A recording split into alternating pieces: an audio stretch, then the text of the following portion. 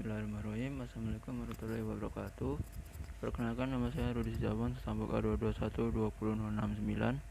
Di sini saya akan membawakan materi mengenai sistem saraf. Yang pertama adalah pengertian dari sistem saraf.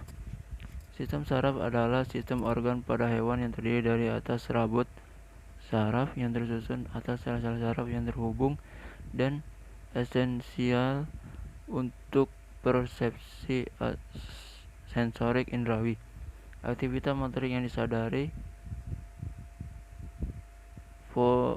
volunteer, dan aktivitas organ atau jaringan tubuh yang tidak disadari atau involunteer. Sistem saraf pada manusia terbagi menjadi dua, yaitu sistem saraf pusat dan sistem saraf tepi. Sistem saraf pusat terbagi menjadi tiga, yaitu otak, sumsum tulang belakang, dan juga sel saraf atau neuron. Yang kedua yaitu sistem saraf tepi yang terdiri sistem saraf sadar dan sistem saraf tak sadar atau otonom. Nah, untuk sistem saraf pada hewan, yang pertama adalah pada hewan pada vertebrata. Yang pertama yaitu pada mamalia. Sistem saraf pada mamalia terdiri atas otak depan, otak tengah, dan belakang yang berkembang dengan baik. Yang kedua yaitu sistem pada reptil. Reptil memiliki sistem saraf tepi dan saraf pusat. Pada bagian otak besar yaitu columbus olfactorius adalah pusat pencium yang berkembang dengan baik sehingga indera penciuman jadi lebih tajam. Yang ketiga yaitu pada amfibi.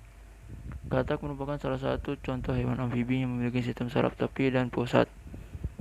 Amfibi memiliki bagian otak depan, tengah, dan belakang, dan sumsum lanjutan yang membentuk sistem saraf pusat, sedangkan serabut saraf sela-sela ruas tulang belakang membentuk sistem saraf tepi. Yang selanjutnya yaitu Aves.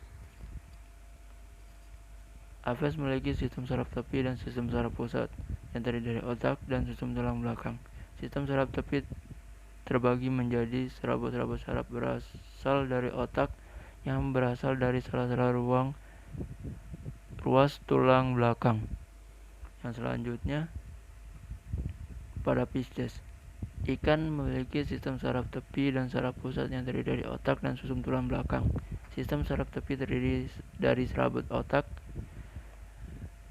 dari sumsum tulang belakang. Otak ikan terdiri dari otak depan, tengah, dan kecil, dan sumsum lanjutan. Otak depan berhubung dengan saraf pencium dan hidung. Yang selanjutnya yaitu pada sistem saraf invertebrata. Yang pertama ada cacing. Cacing memiliki sistem saraf dengan bentuk seperti tangga tali memanjang dan kepala ke arah belakang atau bagian ekor. Yang selanjutnya yaitu pada serangga. Belalang merupakan salah satu contoh serangga yang memiliki sistem saraf tangga tali yang mirip dengan sistem saraf pada cacing tanah. Belalang memiliki sistem saraf yang terdiri dari ganglion kepala, ganglion bawah, kerongkongan, dan ganglion ruas badan. Yang selanjutnya yaitu ubur-ubur dan hidrilla. Ubur-ubur dan hidrilla sp merupakan salah satu hewan invertebrata yang belum memiliki sistem saraf dan sel saraf.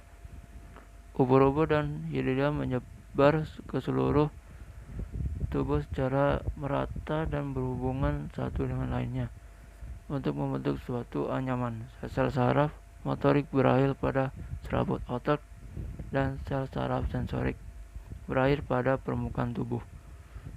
Demikian materi dari sistem saraf ini.